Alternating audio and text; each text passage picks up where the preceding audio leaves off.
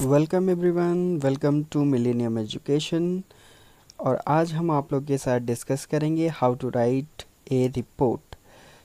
आज के वीडियो में हम डिस्कस करेंगे कि किस तरीके से एक रिपोर्ट को लिखना है, what are the process, what are the format of report writing and what are the marks. जो ईच पार्ट पे आपको मार्क्स मिलते हैं वो कहाँ पर कितने मार्क्स आप गेन कर सकते हैं, हम उसे भी डिस्कस करेंगे। और इसमें एक डेमो आंसर भी आपको प्रोवाइड किया जाएगा। So watch till the end, let us start our video. So what is a report? What is a report? पहला क्वेश्चन तो यही है। So a report is a written account of something that one has observed, heard, done और investigated. Simply एक report वही चीज़ है जो आप चूँकि आप इस रिपोर्ट को लिख रहे हैं तो आप ये समझे कि आपने जिस चीज़ को ऑब्ज़र्व किया, आपने जिस चीज़ को इन्वेस्टिगेट किया है, उसको आपको लफ्ज़ी तौर पर बयान करने को ही रिपोर्ट कहते हैं। और एक रिपोर्ट का इसेंशली पार्ट ये होता है कि वो एक शॉर्ट, शार्प, कंसाइज डॉक्यूमेंट है जो मेनली एक पर्पज़ या फिर एक इवेंट को बयान करने के लिए हम पेश करते हैं for a particular audience. Mainly it generally sets out and analyse A situation और ए प्रॉब्लम। आपको पता ही है कि ये एक इवेंट या एक प्रॉब्लम को बयान करने के लिए हम पेश करते हैं। और इसको मेनली इसमें बहुत सारे रिकमेंडेशंस भी फ्यूचर एक्शन के लिए बयान किए जा सकते हैं एट द एंड, जिसे हम कंक्लूजन पार्ट कहते हैं। मेनली ये एक वेल स्ट्रक्चर्ड पार्ट होना चाहिए कि इसे सही तरीके से आपने इसे सजाया है कि नहीं, तो वही आपके रिपोर्ट को अच्छा और बेहतर बनाता है। पहली बात को आप ये समझें कि एक रिपोर्ट मेनली पास्ट एक्शन में लिखते हैं because you are writing for an event which has already happened in past. तो आप एक ऐसे चीज़ को बयान कर रहे हैं जो ऑलरेडी पास्ट में हो गया है। या फिर अगर आपको कोई इवेंट जो कि फ्यूचर में लिख देने वाला है या होने वाला है, सो आप उसको बयान करना चाहते हैं तो आप उस वक्त इसे फ्यूचर में लिखें। So according to the event आपको इस रिपोर्ट को लिखना है। मेनली हमारे एग्ज़ाम में कोई एक पास्ट इवेंट या फिर कोई एक एक्सीडेंटल रिपोर्ट लिखने के लिए आता है, तो आपको मेनली फोकस करना है कि कोई भी इवेंट जो पास्ट इवेंट हो तो आपको पास्ट टेंस में उसे लिखना है। इसके अलावा आपको ये समझना है कि इवेंट्स जो होंगे उसको अगर आप बेहतर तरीके से समझें तो आप टेंस पहचान पाएंगे और आप अकॉर्डिंग टू टेंस पूरे रिपोर्ट को लिख पाएंगे। चलिए हम इसके बाद डिस्कस करते हैं कि what are the parts of a report. Mainly there are some parts जो डिस्कस करना बहुत ही ज़रूरी है और मेनली आपने देखा भी होगा कि क्या पार्ट्स वो होते हैं। पहला कि आपने एक सुटेबल हेडिंग देना है अकॉर्डिंग टू दी सब्जेक्ट और अकॉर्डिंग टू दी इवेंट। उसका आप कोई एक सब हेडिंग भी दे सकते हैं। अगर आप अप्रोप्रिएट सब हेडिंग बना सकते हैं तो आप एक सब हेडिंग भी दे सकते हैं, कोई उसमें हर्ज नहीं है कि आप नहीं दे सकते हैं, आप दे सकते हैं। लेकिन अगर आपने नहीं भी दिया तो कोई प्रॉब्लम नहीं होता। कॉरस्पॉन्डेंट नेम ये एक स्पेशल पार्ट है, ये देना ज़रूरी है आपको। अगर एग्ज़ाम में मेंशन्ड है कि बाय स्पेशल कॉरस्पॉन्डेंट तो आप वहाँ पर बाय स्पेशल कॉरस्पॉन्डेंट लिखें।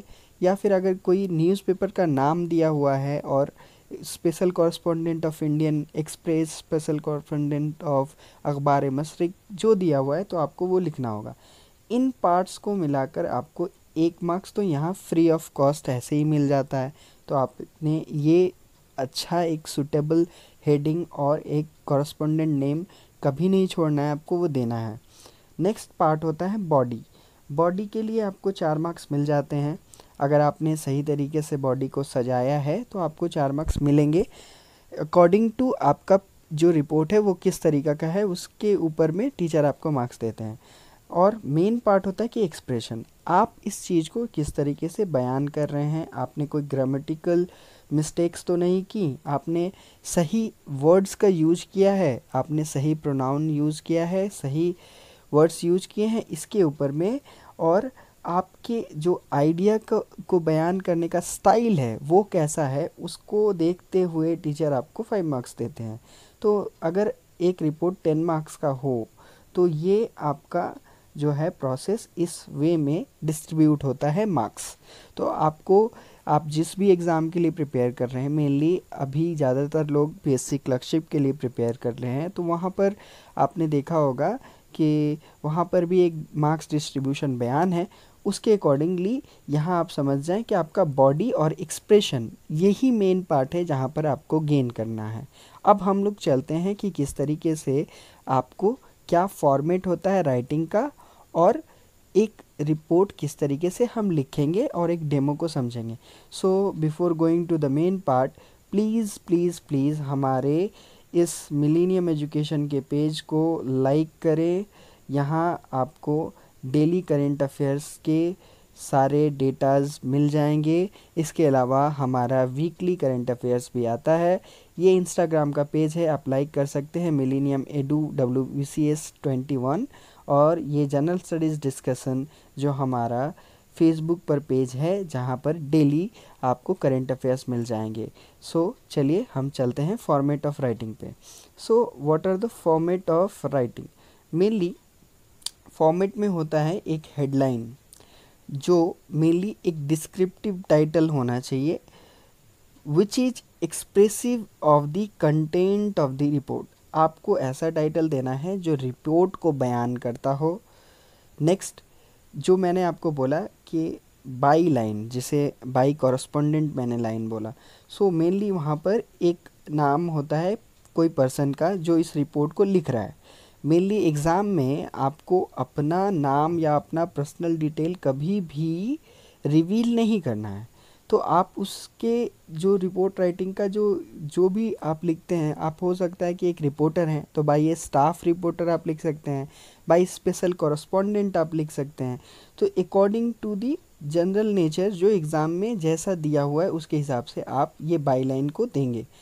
ये देना आपके लिए ज़रूरी है क्योंकि इससे इस पर मार्क्स बनते हैं। ठीक है। नेक्स्ट, उसके बाद फिर आपको एक प्लेस एंड डेट मेंशन करना है जहाँ पर आपका इवेंट हुआ है।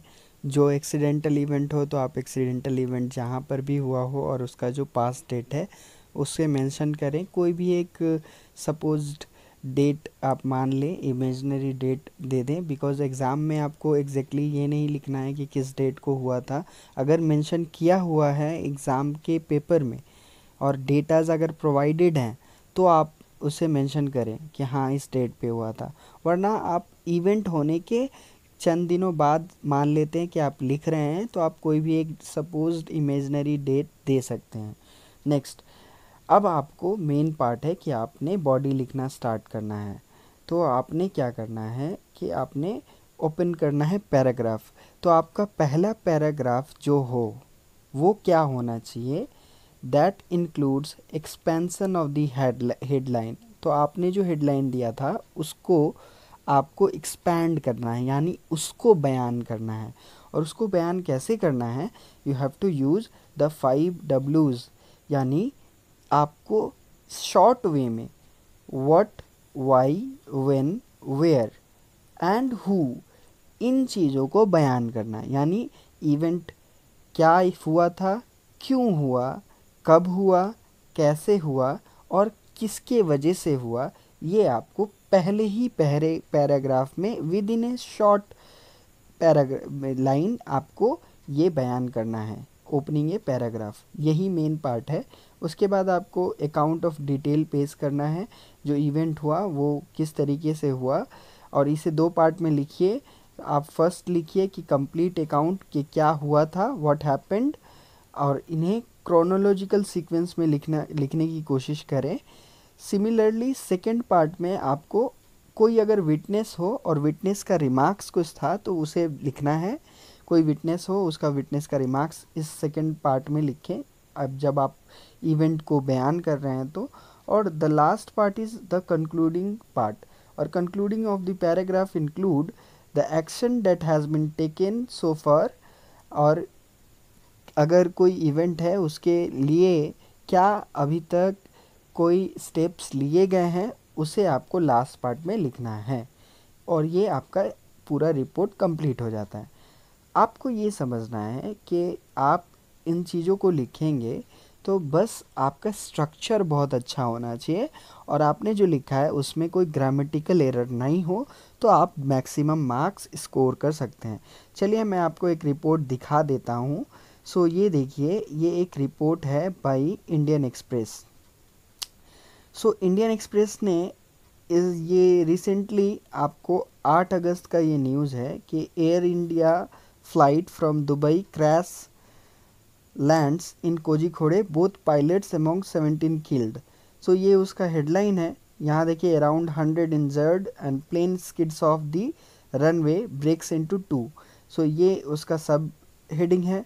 सब हेडिंग के बाद यहाँ देखिए आपको एक नाम मिल जाएगा, साजू फिलिप।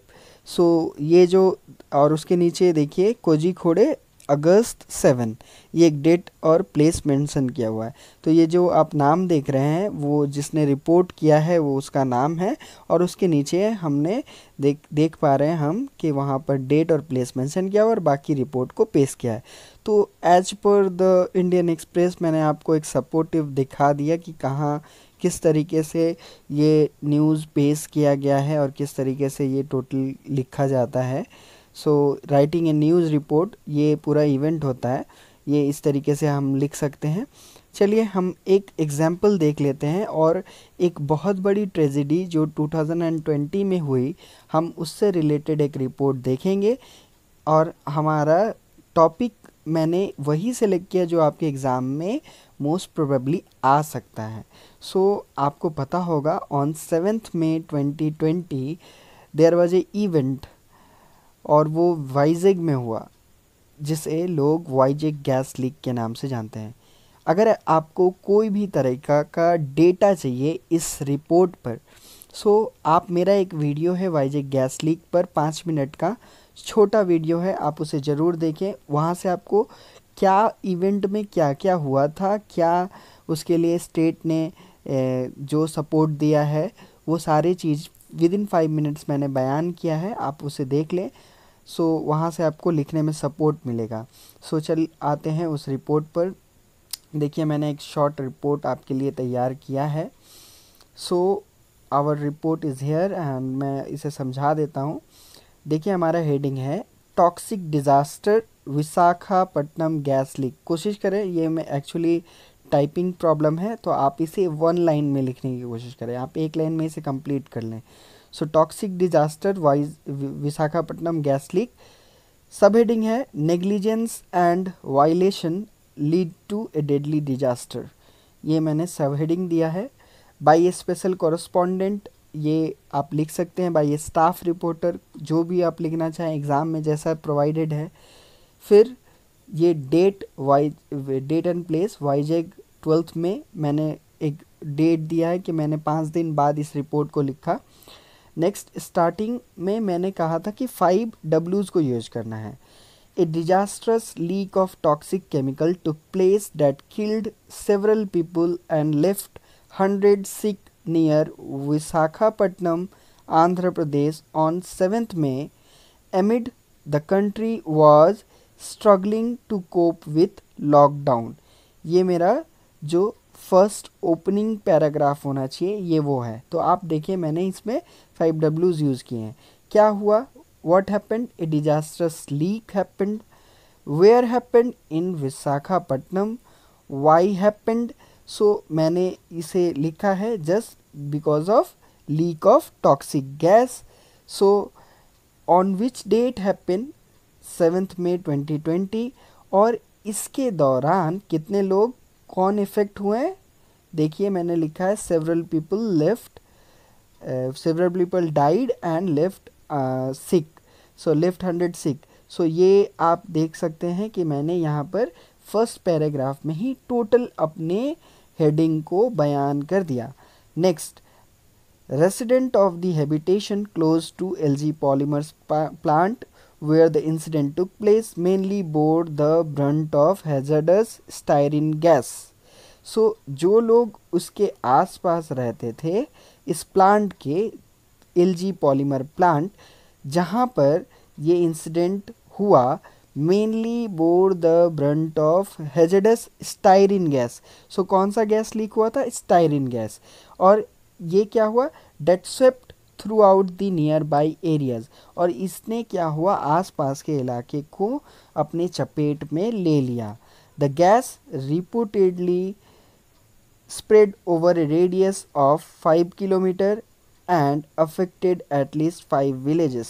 So इस गैस ने 5 किलोमीटर के रेडियस में अपना जो है अपना दायरा बनाया और उस एरिया को पूरा कवर कर लिया, और इसने एटलीस्ट 5 विलेजेस को इफ़ेक्ट किया।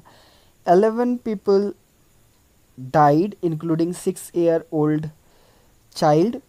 ठीक है, यहाँ पर 6-year-old चाइल्ड होना चाहिए, 6-year-old died. So 11 people including 6-year-old died and more than 1000 fell sick, of which 350 were hospitalise.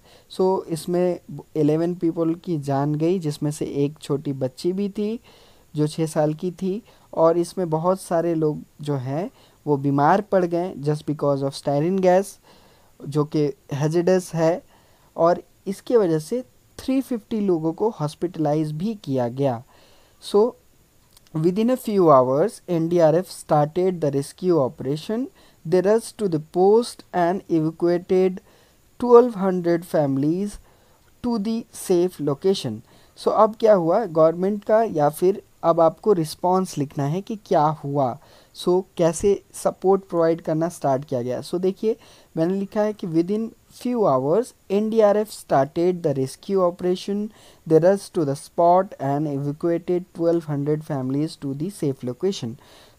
NDRF ने 1200 फैमिली को सही जगह पर सेफ लोकेशन तक पहुंचाया। Next, state government along with the center responded quickly to the situation, और state और central दोनों गवर्नमेंट ने जल्दी से जल्दी इस सिचुएशन के लिए रिस्पॉन्ड किया। 500 kg of PTBC chemical was used to neutralize the effect of styrene gas. ये केमिकल था जिसे यूज किया गया ताकि जो इफ़ेक्ट ऑफ स्टायरिन गैस हो उसे न्यूट्रलाइज किया जा सके, और इससे क्या हुआ, जो कंडीशन था उसे नॉर्मलसी में लाया गया। और इसके बाद गवर्नमेंट ने ये लीक क्यों हुआ उसको समझने के लिए a 5-member committee to probe into the incident was set up by Andhra government. The state government announced 1 crore ex gratia payment to family of the deceased. Andhra Pradesh government ने 1 करोड़ का खुसूसी पेमेंट प्रोवाइड किया to the family of deceased, जो लोग मारे गए हैं उनके लिए, और 10 लाख रुपया each to those who were on the ventilator support. और 10 लाख रुपया उन्हें भी दिया गया जो लोग वेंटिलेटर सपोर्ट पे थे। आपको यहाँ से देखिए कि मैंने पूरे इवेंट को इन्हें सीक्वेंस लिखा है कि जो इवेंट एक के बाद एक हो रहा है हमने उस सीक्वेंस को फॉलो किया, उस सीक्वेंस में लिखा टॉप टू दी बॉटम, हमने सारे रूल्स को भी फॉलो किया। इससे आपकी रिपोर्ट जो है बहुत ही अच्छी बनती है। अब डिपेंड करता है कि आपने कोई ग्रामेटिकल एरर किया है या नहीं किया है, इसके बेसिस पर टीचर आपके इस रिपोर्ट को जज करेगा और वो आपको जो मुनासिब मार्क्स होंगे वो आपको देंगे। आप ये समझें कि आपने इन सारे रूल्स को फॉलो करना है और बड़े ही अच्छे तरीके से इसे कंप्लीट वे में इन्हें फॉलो करके अपनी रिपोर्ट को बेहतर बनाना है। थैंक्स फॉर वॉचिंग, और मैं आपसे रिक्वेस्ट करूँगा कि हमारे चैनल पे अदर कोर्सेज़, अदर जो करेंट अफेयर्स के कोर्सेज़ भी प्रोवाइड किए जाते हैं, आप उसे ज़रूर देखें और उससे आप बेनिफिट हों, आप दूसरों को भी बेनिफिट करें। इन वीडियोज़ को ज़्यादा से ज़्यादा लोगों तक पहुंचाएं ताकि हमें भी आप इनकरेज करें कि हम आपके लिए न्यू कोर्सेज़ विदाउट एनी फ़ी लेकर आएँ, ताकि हम भी आप लोगों को ज़्यादा से ज़्यादा फ्री ऑफ कॉस्ट हेल्प कर सकें। Thank you for watching.